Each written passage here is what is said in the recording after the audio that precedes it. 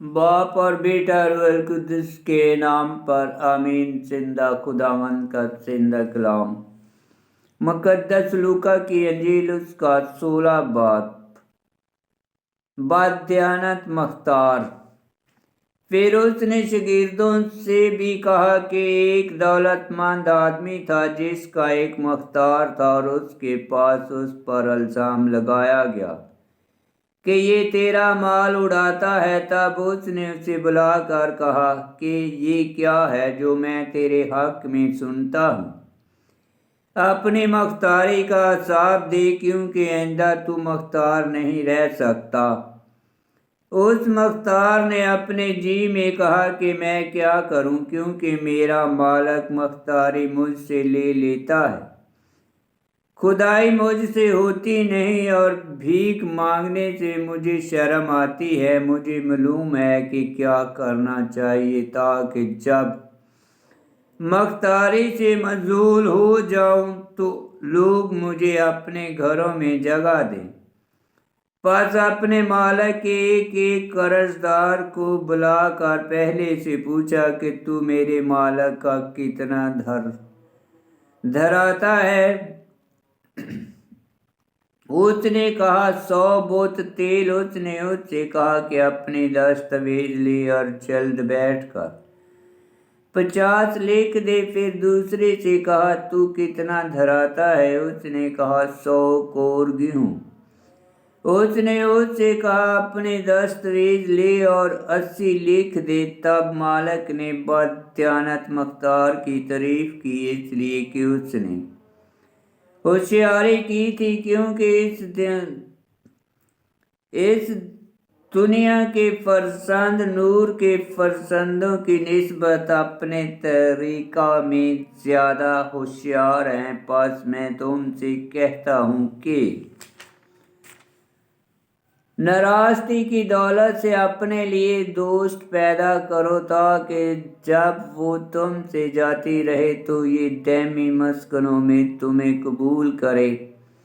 जो थोड़े से थोड़े में दयानतदार है वो बहुत में भी ज्यादा दयानतदार है, और जो थोड़े में बदयानत है वो बहुत में भी बदयानत है। बस अगर तुम नाराज दौलत में दयानतदार ना ठहरे तो हकीकी दौलत तुम्हें कौन सुपुर्द करेगा? और अगर तुम बेगाने माल में दयानतदार ना ठहरे तो जो तुम्हारा अपना है उसे कौन तुम्हें देगा? कोई गुलाम 2 मालिकों की गुलामी नहीं कर सकता, इसलिए कि या एक से किना रखेगा और दूसरे से मोहब्बत, या एक से मिला रहेगा और दूसरे को नाचीज जानेगा। तुम खुदा और दौलत दोनों की गुलामी नहीं कर सकते। लाजर और गनी। और सरदोस्त मालदार फरीसी इन सब बातों को सुनते ही नाक चढ़ाकर उसे ठट्ठे में उड़ाने लगे। तब उसने उनसे कहा कि तुम वो हो जो आदमियों के सामने अपने आप को रास्तबाज जाहिर करते हो, लेकिन खुदा तुम्हारे दिलों को जानता है। क्योंकि जो चीज़ आदमियों के नज़दीक आला है वो खुदा की निगाह में मकरूह है। तुरेत और सहालफे अंबिया यूहन्ना तक रहे, तब सब खुदा की बादशाही की बशारत दी जाती है, और हर एक उसमें दाखिल होने के लिए जोर मारता है। मगर आसमान और ज़मीन का टल जाना शरीयत के एक नुक्ता के मिट जाने से आसान तर है। जो शख्स अपनी बीवी को छोड़ दे और दूसरी से ब्याह करे वो ज़ना करता है, और जो शोहर से छोड़ी हुई को ब्याहे वो भी ज़ना करता है। एक दौलतमंद था जो अर्गवानी और महीन कपड़े पहनता और हर रोज ऐशो इशरत करता था, और लाजर नामी नसूरों से भरा हुआ एक बकारी उसके दरवाजा पर पड़ा हुआ था। और उसे आरज़ू थी कि मैं उन टुकड़ों से पेट भरूं जो इस दौलतमंद की मेज पर से गिरते हैं, लेकिन कुत्ते भी आकर उसके नसूर चाटते थे। और ऐसा हुआ कि वो भिखारी मर गया और फरिश्तों ने उसे ले जाकर इब्राहिम की गोद में पहुंचा दिया। और वो दौलतमंद भी मरा और दफनाया गया। और जब उसने आलम असफल के अजाब में मुब्तला होकर अपनी आंखें उठाई तो दूर से इब्राहिम को देखा और लाजर को उसकी गोद में, और उसने पुकार कर कहा, ए बाप इब्राहिम, मुझ पर रहम कर और लाजर को भेज ताकि वो अपनी उंगली का सिरा पानी से भिगो कर मेरी जबान ठंडी करे, क्योंकि मैं इस आग में तड़पता हूँ। पर इब्राहिम ने कहा, बेटा याद कर कि तू अपनी जिंदगी में अच्छी चीजें हासिल कर चुका और इसी तरह लाजर बुरी चीजें, बस अब वो तसल्ली पाता है पर तू तड़पता है। और इन सब बातों के अलावा हमारे तुम्हारे दरमियान एक बड़ा गड़ा हायल है, ऐसा कि जो यहाँ से तुम्हारे पास जाना चाहे ना जा सके और ना वहाँ से यहाँ आ सके। तब उसने कहा, बस ए बाप, मैं तेरी मिन्नत करता हूँ कि तू उसे मेरे बाप के घर भेज, क्योंकि मेरे 5 भाई हैं, वो उसे आगाह करे।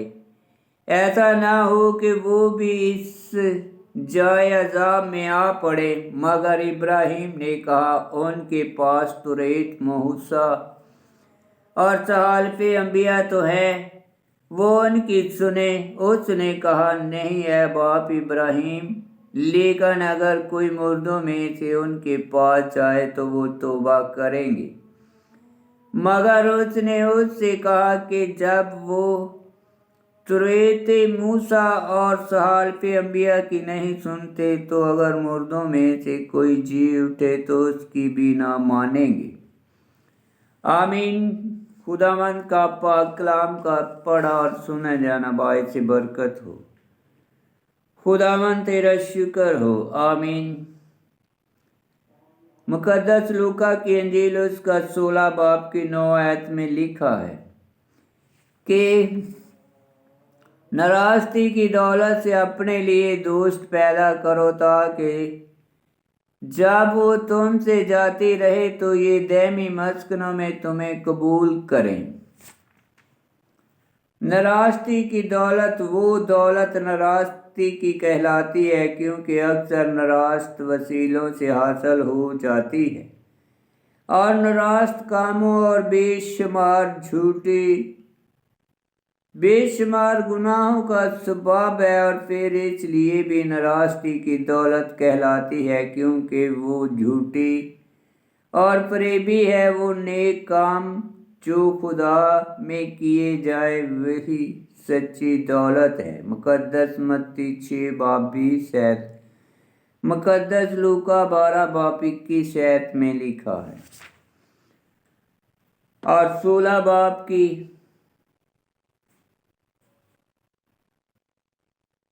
22 आयत में लिखा है, और ऐसा हुआ कि वो भिखारी मर गया और फरिश्तों ने उसे ले जाकर इब्राहिम की गोद में पहुंचा दिया। और वो दौलतमंद भी मरा और दफनाया गया। 16 बाब की 22 आयत, इब्राहिम की गोद, इससे वो जगह मुराद है जहाँ मरे हुए रास्तबाजों की रूहें आराम करती हैं उस दिन तक जब मसीह ने अपनी मौत से आसमान को, जो आदम के गुनाह के सबब बंद हुआ था, फिर ना खोला। आमीन।